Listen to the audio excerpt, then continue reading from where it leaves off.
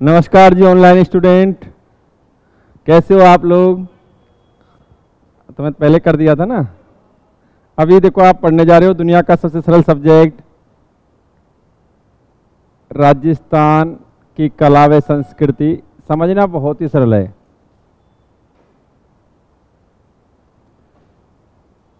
इतना सरल सब्जेक्ट है ही नहीं कोई जितना ये सब्जेक्ट है। और सबसे बड़ा बेनिफिट यह है कि हर एग्जाम में बड़ी संख्या में क्वेश्चन छोड़ता है ये सब्जेक्ट।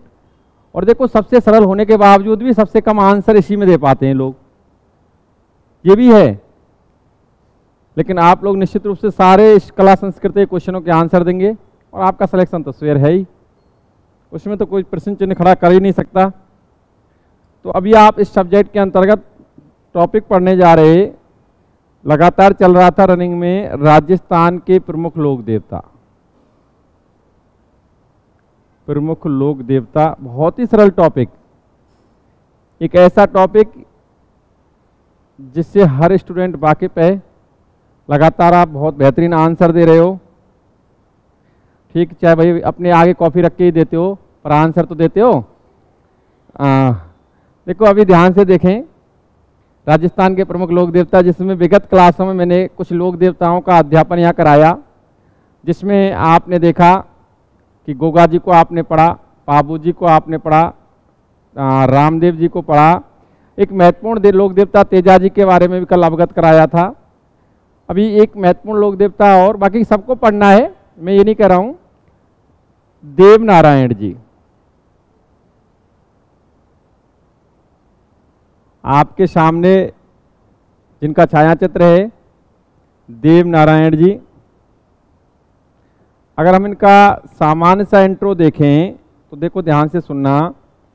देव नारायण जी का जन्म, तो सबसे बड़ी बात तो यह है, मैं जो यहाँ पॉइंट बोलता हूँ वो सभी आप लोगों को पहले से ही याद है। यानी मुझे अंदाजा है कि अधिकांश लोगों का तो रिवीजन ही हो रहा है। ठीक भाई, अपने ऑनलाइन स्टूडेंट भी ऐसे ही हैं। जन्म हुआ कहाँ? आसिंद भीलवाड़ा में।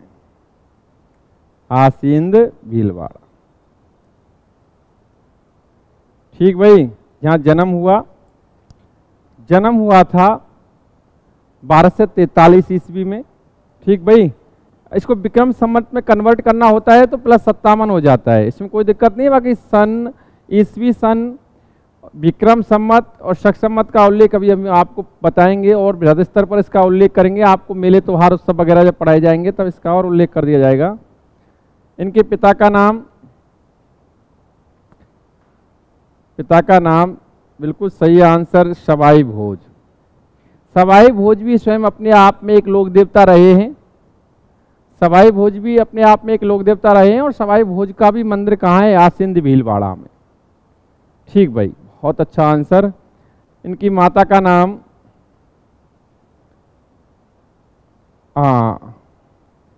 सेठू खटाणी।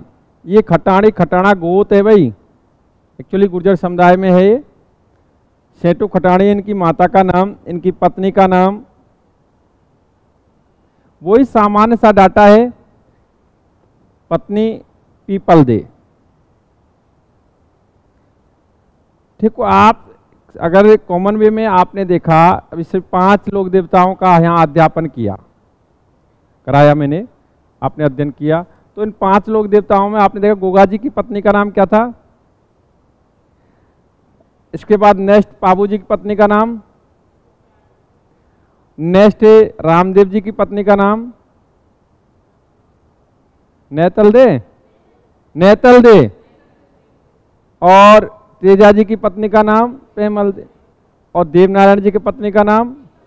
अब एक ही जगह सबकी पत्नी अगर मतलब सबकी पत्नी अगर आप देखो लिख सकते हैं डाटा, एक ही जगह 5 लोक देवताओं का आप एक पेज पर ग्राफ बनाओ और बाकायदा उसको अपने जहाँ टाइम ज़्यादा स्पेंड करते हो वहाँ पर उसको चिपका दो। 1-2 दिन निगाह पड़ेगी, अपने आप सारी चीज़ें क्लियर हो जाएंगी। ठीक भाई, तो ये चीज़ वर्क कर सकते हो आप। और याद करने के 1000 तरीके, मैं पहले भी उल्लेख कर चुका हूँ, 1000 तरीके हैं और स्वयं क्रिएशन कर सकते हो। और ऐसा कोई भी चीज़ नहीं है जिसको आप याद ना कर सको, क्योंकि जब मैं कर सकता हूँ तो मेरा मानना है कि सब कर सकते हैं। नेक्स्ट बात करते हैं इनका वंश। हाँ जी, वंश एक्चुअली गुर्जर, वैसे बता दूं बगड़ावत नागवंशीय गुर्जर, बगड़ावत नागवंशीय गुर्जर, हम गुर्जर से काम चला सकते हैं। नेक्स्ट बात करें तो इनका घोड़ा लीलागर, कौन सा घोड़ा? लीलागर। नेक्स्ट बात करें तो इनके बचपन का नाम, आज मुझे कॉफी वाले स्टूडेंट नहीं है शायद, आंसर नहीं दे पा रहे हो, जेन्युइन स्टूडेंट है। बचपन का नाम उदय सिंह, बचपन का नाम क्या? उदय सिंह। अब देखो कितना सामान्य सा डाटा है और मेरे हिसाब से आपको आसानी से याद भी हो सकता है। देवनारायण जी जिनका जन्म हुआ आसिंद भीलवाड़ा में, उनके पिता थे सवाई भोज जो स्वयं अपने आप में एक लोक देवता थे, जिनका मंदिर भी आसिंद भीलवाड़ा में स्थित है। नेक्स्ट बात करें तो इनकी माता का नाम सेठू खटाड़ी और इनकी पत्नी का नाम पीपल दे। इनका जन्म गुर्जर वंश में हुआ, मैंने बताया था बगड़ावत नागवंशीय गुर्जर, गुर्जर वंश में जन्म हुआ। इनके बचपन का नाम उदय सिंह था और इनके घोड़े का नाम था लीलागर। अभी आप सबके घोड़े का, अब मैंने 5 लोक देवता प्रमुख रूप से पढ़ाए तो कुछ के घोड़े कुछ की घोड़ियाँ, सबको आपको याद होगा। गोगा जी के घोड़े का नाम क्या, घोड़ी का नाम क्या था? नीला या लीला घोड़ा। उसके बाद पाबू जी का केसर काल में, उसके बाद नेक्स्ट रामदेव जी का, अरे सिरगारी, और इसका है सिरगारी तो आपको पता हो तो तेजा जी का था, रामदेव जी का लीला घोड़ा, ठीक है, नीला या लीला घोड़ा। तो फिर गोगा जी का क्या था?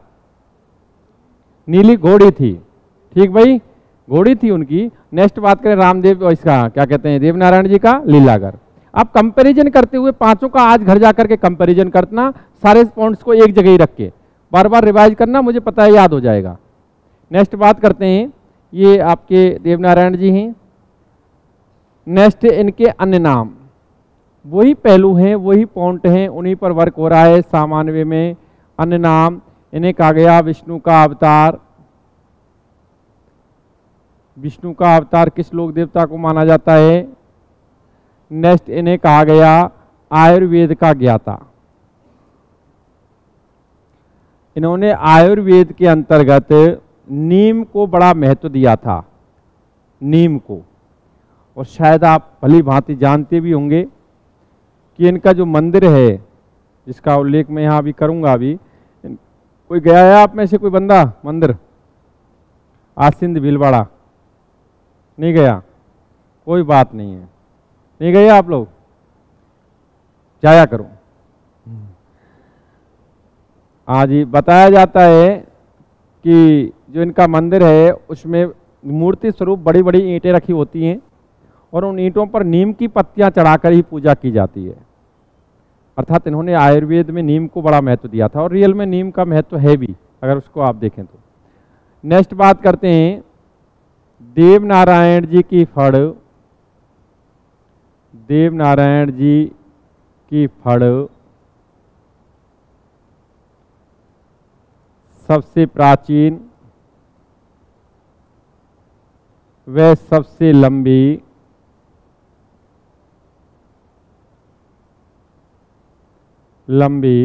लगभग 25 हाथ लंबी है। कितने? 25 हाथ, 25 हाथ लंबी मानी जाती है।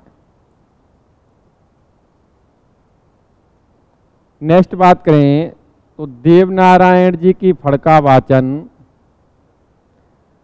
जी की फड़ का वाचन, बेटा आप फड़ जानते हो क्या होता है? जानते हो फड़ क्या होती है?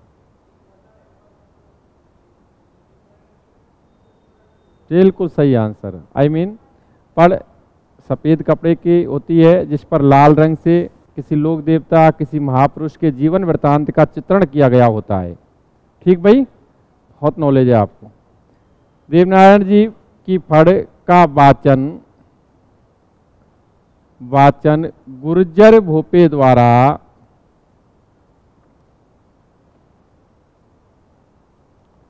द्वारा जंतर वाद्य यंत्र पर किया जाता है। जंतर वाद्य यंत्र पर किया जाता है। एक्चुअली इनसे फट से रिलेटेड ही क्वेश्चंस एग्जाम में आते रहे हैं, ध्यान से सुनना। और भी नेक्स्ट बात करें हम देवनारायण जी के संदर्भ में, तो देवनारायण जी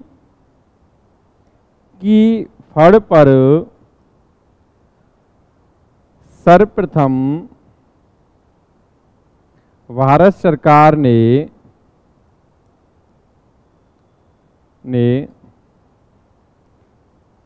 2 सितंबर 1992 में 2 रुपये का डाक टिकट जारी किया था। I mean, मेरा कहने का मतलब ये है,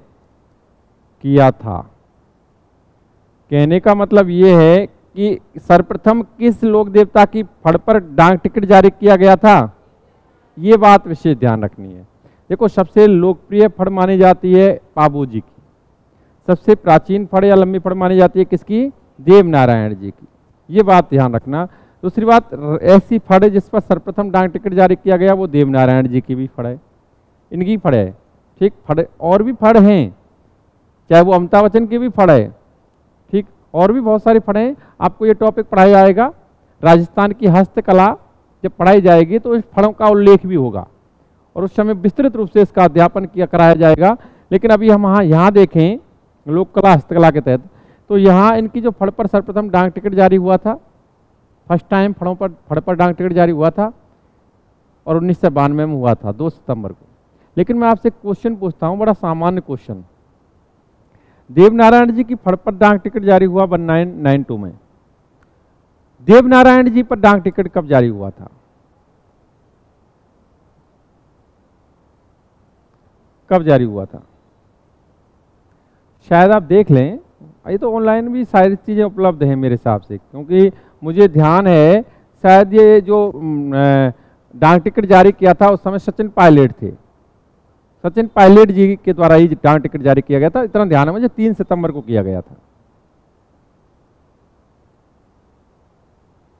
3 सितंबर 2011 को डाक टिकट जारी किया गया था देवनारायण जी पर। ठीक भाई, बाकी देवनारायण जी की फड़ पर डाक टिकट 1992 में जारी किया गया था, पहली फड़ थी इस पर डाक टिकट जारी किया गया था। नेक्स्ट बात करते हैं, ध्यान से पॉइंटों को देखना। देवनारायण जी के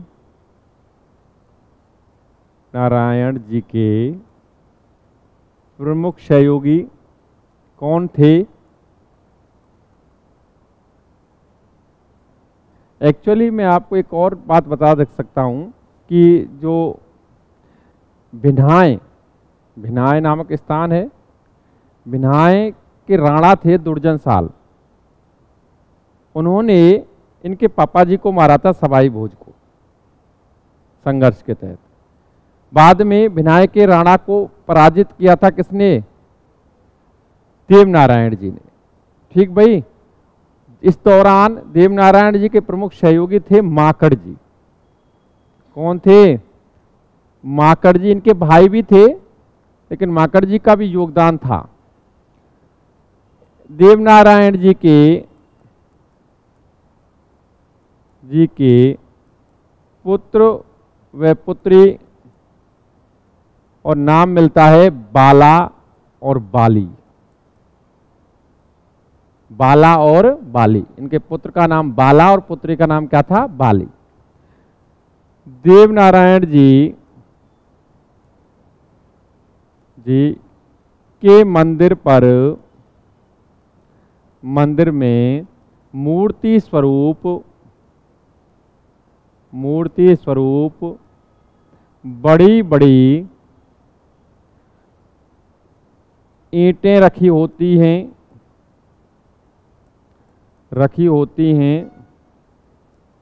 जिन पर प्रसाद स्वरूप नीम की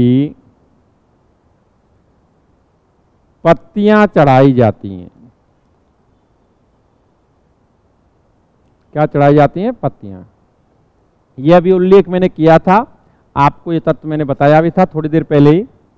नेक्स्ट बात करें तो देव नारायण जी का मंदिर, देव नारायण जी का मंदिर जो है वो कहाँ है? आसिंद, बहुत नॉलेज है भाई आपको, आसिंद भीलवाड़ा में इनका मंदिर है। यहाँ प्रतिवर्ष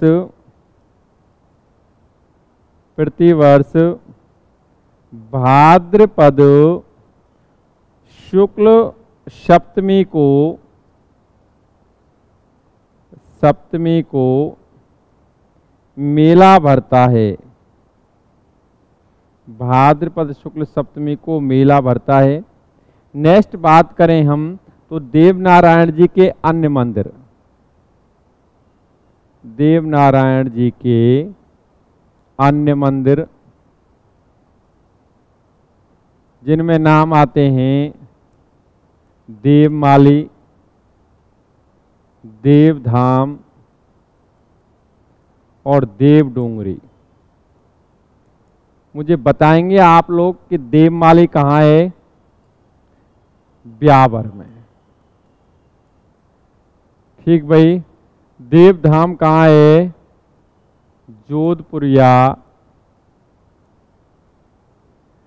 निवाई टोंक। और देवडोंगरी कहाँ है? चित्तौड़ में। ठीक भाई, ये क्वेश्चन आपको ध्यान रखने हैं। एक्चुअली मैं आपको रिवाइज करा देता हूँ सारी चीजें, दोबारा से आप ध्यान से सुनना। देवनारायण जी प्रमुख लोक देवता के रूप में पढ़े जाते हैं। विगत एग्जाम्स में आरपीएससी द्वारा लिए गए एग्जाम्स में इनके से रिलेटेड क्वेश्चन आते रहे हैं। बाकी हम इनकी बात करें तो देवनारायण जी का जन्म हुआ था आसिंद भीलवाड़ा में। ठीक। इनके पिताजी का नाम क्या था? सवाई भोज, जो स्वयं अपने आप में एक लोक देवता थे। उनका मंदिर भी आसिंद भीलवाड़ा में स्थित है। इनकी माता का नाम था सेठू खटाड़ी। ठीक। इनकी पत्नी का नाम पीपल दे। और ये किस समुदाय, किस वंश से थे? गुर्जर वंश से। मैंने बताया था बगड़ावत नागवंशीय गुर्जर थे। और इनके बचपन का नाम उदय सिंह था। इनके घोड़े का नाम लीलागर था, लीलागर। इन्हें आयुर्वेद का ज्ञाता कहा गया और इन्हें विष्णु का अवतार भी कहा गया। आयुर्वेद का ज्ञाता कहा गया और विष्णु का अवतार।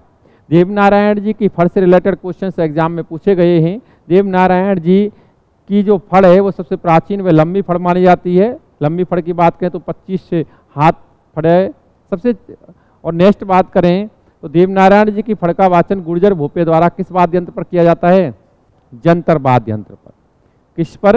जंतर वाद्य यंत्र पर। यह ध्यान रखना है। देवनारायण जी की फड़ पर सर्वप्रथम डाक टिकट जारी किया गया था भारत सरकार द्वारा। वो कब किया गया था? 1992 में। कितने रुपए का डाक टिकट जारी किया गया था? ठीक। देवनारायण जी पर डाक टिकट जारी किया गया था 5 रुपए का। देवनारायण जी पर है वो बेटा, देवनारायण जी की फड़ पर अलग है। देवनारायण जी पर है 5 रुपए का। दोनों अलग अलग डाक टिकट हैं। कोई दिक्कत नहीं है, आप अपनी जगह सही होंगे और एक बार देख लेना, मैं तो दोबारा से संशोधन कर दूंगा। नेक्स्ट बात करें तो देवनारायण जी का जो मंदिर है इसमें मूर्ति स्वरूप क्या रखी होती हैं? बड़ी बड़ी ईंटें रखी होती हैं जिन पर नीम की पत्तियां चढ़ाकर पूजा की जाती है। देवनारायण जी के प्रमुख सहयोगी माकड़ जी रहे और इनके पुत्र व पुत्री का नाम बाला व बाली पढ़ा जाता है। ठीक भाई। इनका मंदिर आसिंद भीलवाड़ा में है जहाँ भाद्रपद शुक्ल सप्तमी को मेला लगता है। इनके कुछ अन्य मंदिर भी हैं। देवमाली जब कहाँ है? ब्यावर में। देवधाम कहाँ है? जोधपुरिया निवाई टोंक में। और देव डूंगरी कहाँ है? ये तो सामान्य सा डाटा आपके सामने किसका रहा? देवनारायण जी का। बिल्कुल आप सबको याद है, बस रिवीजन कराया है मैंने यहाँ। अगर हम बात करें, अभी देखो हम नोट कर लेंगे लेकिन अभी टाइम है हमारे पास तो और पढ़ते हैं। आपने एक नाम सुना होगा हड़बू जी।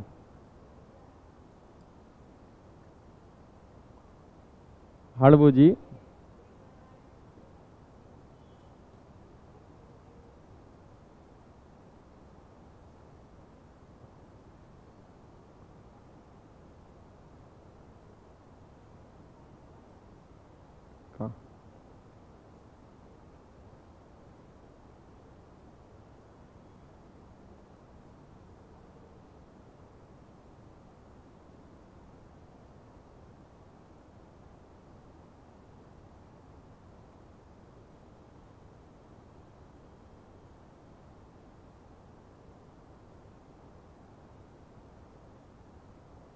हाँ जी, ध्यान से सुने। अभी आप पढ़ने जा रहे हो लोक देवता हड़बू जी के बारे में। ठीक भाई, कौन से लोक देवता?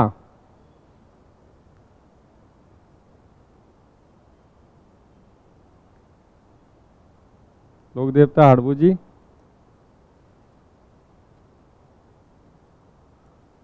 बहुत ही रोचक तथ्य इनसे जुड़े हुए। छाया चित्र आपके सामने ही है हड़बू जी का। नेक्स्ट बात करें हम हड़बू जी से जुड़े हुए महत्वपूर्ण पॉइंट। मैंने आपको बताया भी था कि जो प्रमुख रूप से जो लोक देवता हैं एग्जाम्स में बार बार जिनसे क्वेश्चन पूछे गए हैं, जिनकी विस्तृत जानकारी हमारी किताबों में उपलब्ध है, वो मैंने आपको ये लगभग 5 से 6 लोक देवता बताए थे। ठीक भाई, शशि कुमारी जी ने पहले ही आंसर दे दिया है, निश्चित रूप से बहुत ही होशियार हैं। हाँ जी, अभी ध्यान से सुने। हड़बू जी, इनके बारे में जो डाटा मौजूद है उस पर ही चर्चा कर रहा हूं मैं। इनका जन्म कहाँ हुआ? भूडेल, भूडेल गांव नागौर। सभी जानते होंगे भूडेल गांव नागौर। इनके पिता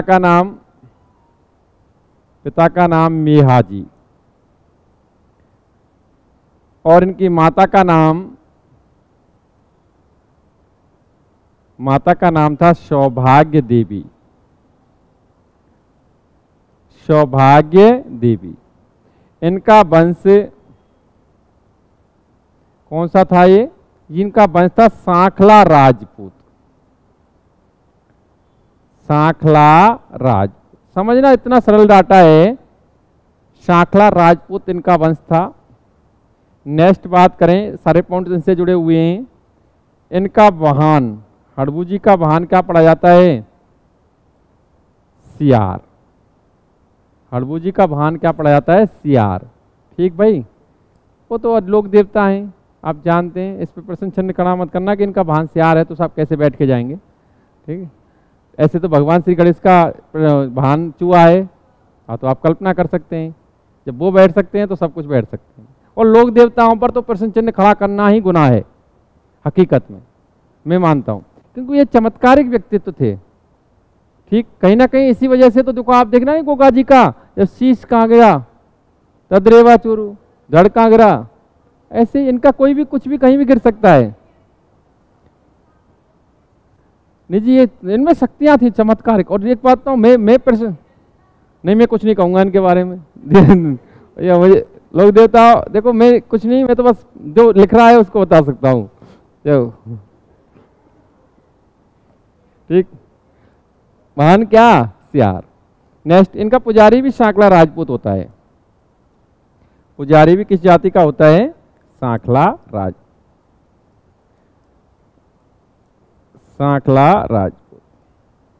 देखो मैंने आपको बताया था, लोक देवता की डेफिनेशन बताई थी, बस उसी के अकॉर्डिंग ये लोक देवता के रूप में प्रतिष्ठित हुए।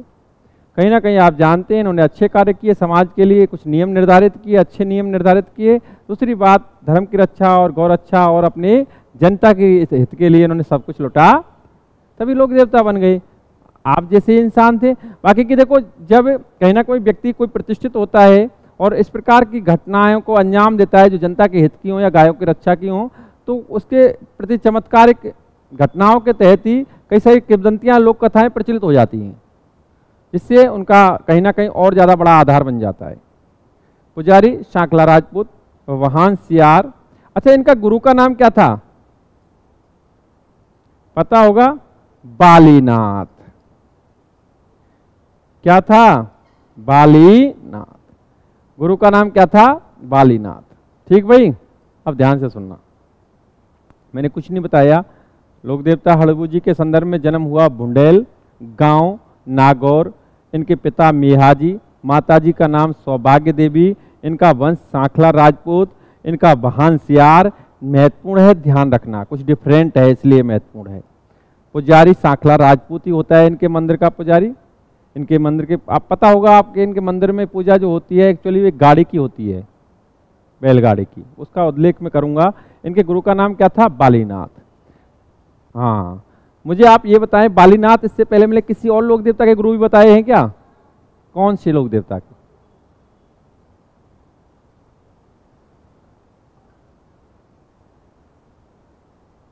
ठीक, बिल्कुल जी।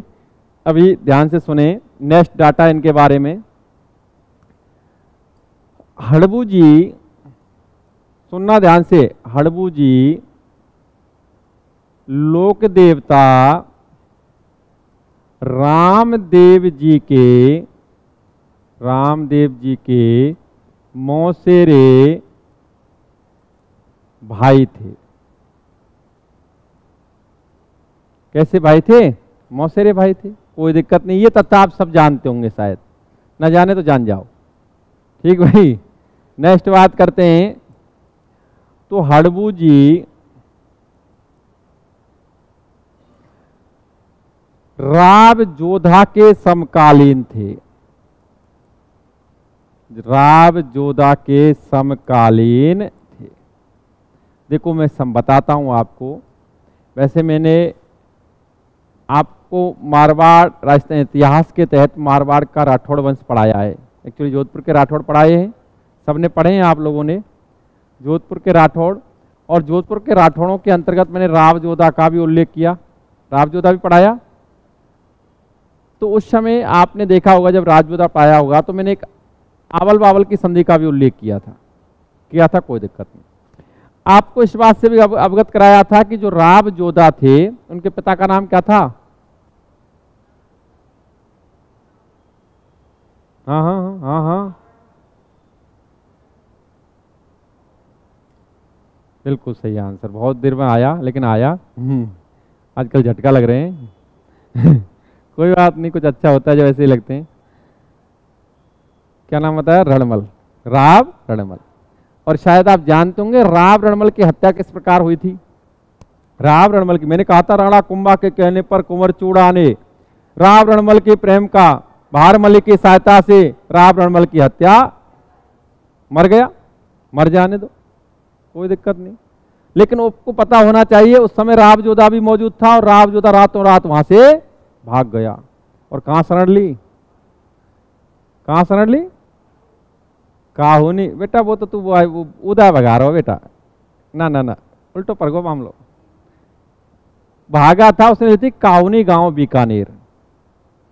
ठीक, कोई बात नहीं, ले लीजिए, ले लेने दो। अब चूंकि आपको मैंने उस समय ये भी बताया था, मैं तत्वों को अवगत करा रहा हूं और आप उन चीजों को विशेष ध्यान देना कि यही इन चीजों का ही उल्लेख है।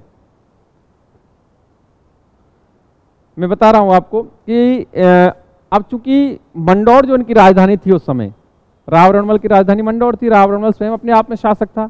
अब उसके बाद उसका पुत्र शासक बनना चाहिए था, राव जोधा शासक बनना चाहिए था। लेकिन कुंवर चूड़ा ने मंडौर पर अधिकार कर लिया।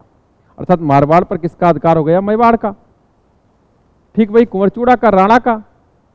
ठीक, कोई दिक्कत नहीं। अब इस मंडौर को पाने का प्रयास किया जा रहा था किसके द्वारा? राव जोधा के द्वारा। बताया जाता है कि जब मारवाड़ को पाने का प्रयास कर रहा था राव जोधा, उस समय हड़बू जी ने इस राव जोधा को आशीर्वाद दिया कि जा, जीत जाएगो, और इसे कटार भेंट में दी। आगे चल करके संघर्ष के तहत राव जोधा का अधिकार मारवाड़ पर हो जाता है, मंडौर पर हो जाता है। और आप जानते हैं आगे आवल बावल की संधि भी हो जाती है मेवाड़ और मारवाड़ के मध्य, जिसके तहत मेवाड़ मारवाड़ का सीमा निर्धारण होता है। और बाद में तो आपको ये भी पता है राव जोधा अपनी छोरी का विवाह किसके साथ करता है? कुंभा के छोरे के साथ। कुंभा का छोटा छोरा कौन? रायमल के साथ। और दोनों ससुर समझी खेलते हैं, वो बात अलग है। लेकिन बात यह है कि ये जो आशीर्वाद दिया इन्होंने, हड़बू जी ने राव जोधा को कटार भेंट में दी, उसके तहत उन्होंने कामयाबी पाई। और जब सफलता मिल गई राव जोधा को, तो राव जोधा ने इनको हड़बू जी को बेंगटी गांव फलौदी में है, बेंगटी गांव भेंट में दिया, गिफ्ट दिया। और यह भी बताया जाता है कि एक बैलगाड़ी भी गिफ्ट की थी। ठीक भाई, और वही बेंगटी गांव जिसका कर इनके पास आता था, वहीं ये इनका मंदिर स्थित है, जिसका उल्लेख मैं अभी करूंगा। अभी देखो वो घटनाक्रम राव जोधा के समकालीन थे। मैंने अभी बताया कि जब राव जोधा राव जोधा मारवाड़ को पुनः प्राप्त करने का प्रयास कर रहे थे। उस समय हड़बू जी ने राव जोधा को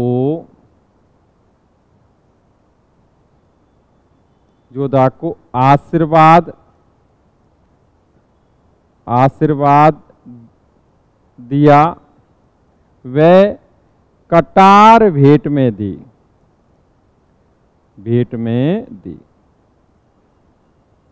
अंततः राव जोधा का मारवाड़ पर अधिकार हो गया। यही तो मैंने घटनाक्रम आपको समझाया अभी। अधिकार हो गया और राव जोधा ने हड़बू जी को बेंगटी गांव कहाँ है? बहुत नॉलेज है, जीनियस स्टूडेंट। फलोदी भेंट में दिया। देखो सबके आगे तुम्हारी कितनी रियल में तुम मेहनत करते हो, इसलिए तारीफ होती है। भेंट में दिया। ठीक भाई, यही बात तो मैंने अभी बताई थोड़ी देर पहले। कौन भागा?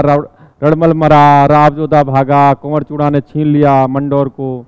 उसके बाद आप देखो हड़बू जी का आशीर्वाद मिला, पा लिया, इनको गिफ्ट कर दिया। ये तो पढ़ना होता है क्या? यही है बस। नेक्स्ट बात करें, हड़बू जी का मंदिर। हड़बू जी का मंदिर कहाँ है? हड़बू जी का मंदिर, बहुत नॉलेज भाई। बेंगटी गांव कहाँ है? फलोदी। नेक्स्ट बात करें तो इनके मंदिर का निर्माण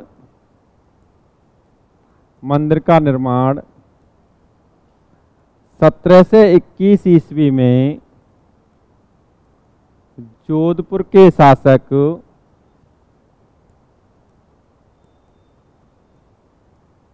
अजीत सिंह ने करवाया था। अजीत सिंह का नाम ध्यान आते ही इसके सारे क्वेश्चन घूम गए होंगे तुम्हारे दिमाग में।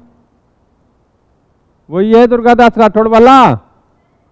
बहुत भाई, इतने जीनियस स्टूडेंट, सारा याद है। अजीत सिंह ने करवाया। दूसरी बात ध्यान से सुनना, इनके मंदिर में बैलगाड़ी की पूजा की जाती है, जिसका उपयोग हड़बू जी असक्त या आसक्त व पंगु गांव को, पंगु यानी जानते होंगे, बहुत नॉलेज, पंगु गायों को चारा लाने में किया करते थे।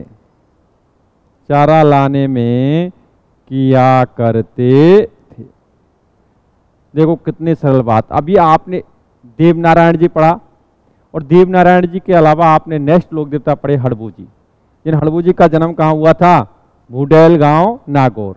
पापा जी का नाम मियाजी, मम्मी का नाम, इनका वंश कौन सा? शाखला राजपूत। इनका भान क्या? सियार। इनका पुजारी किस जाति का? सांकला राज। इनके गुरु का नाम बालीनाथ। रामदेव जी के गुरु का भी नाम बालीनाथ। रामदेव जी और ये हड़बू जी क्या थे? मौसेरे भाई। आपको ये भी ज्ञात होना चाहिए कि ये राव जोधा के समकालीन भी थे।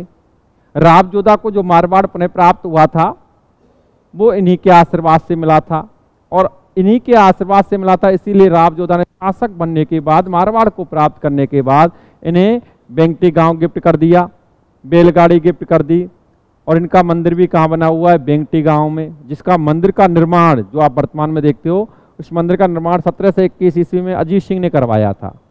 और इन्हीं के मंदिर में जो बैलगाड़ी रखी होती है ना, उसकी क्या होती है, बस ना पूजा ही कितने काम चल जाए। ठीक भाई, क्या होती है, पूजा। ठीक, तो ये आपके सामने मैटर है। ये मैं ज्योति जी इतनी जीनियस हैं कि अब ये सारे क्वेश्चंस मुझे ऐसा लगता है आगे आगे दे देती हैं आंसर, में बाद में देखता हूँ जब पता चलता है लिखे हुए हैं, पर आप लोग बहुत मेहनत कर रहे हो। ठीक, अब मैं यही देख रहा हूँ कि ऑनलाइन ऑफलाइन वाले स्टूडेंटों में कौन आगे निकलता है। ऑनलाइन वाले बहुत जोर लगा रहे हैं। बस इतना बता दूं मैं, जो हड़बू जी थे इनके अन्य नाम मैंने नहीं बताए थे, उन अन्य नामों का उल्लेख और कर देता हूं मैं यहाँ। इनके अन्य नाम, इन्हें कहा गया सगुन शास्त्र का ज्ञाता, सगुन शास्त्र का ज्ञाता। ठीक, ये जो सिस्टम होता है ना, छींक का आना, बिल्ली का रास्ता काटना, ये सगुन शास्त्री जुगाड़ है कि भाई इनके रिजल्ट्स क्या होते हैं, इनका शुभ अशुभ क्या होता है। नेक्स्ट इन्हें कहा गया योगी सन्यासी, योगी सन्यासी। इन्हें कहा गया चमत्कारिक पुरुष, चमत्कारी, चमत्कारी पुरुष। ये इनके अन्य नाम भी पढ़े जाते हैं। ठीक भाई, ये भी डाटा ध्यान रखना।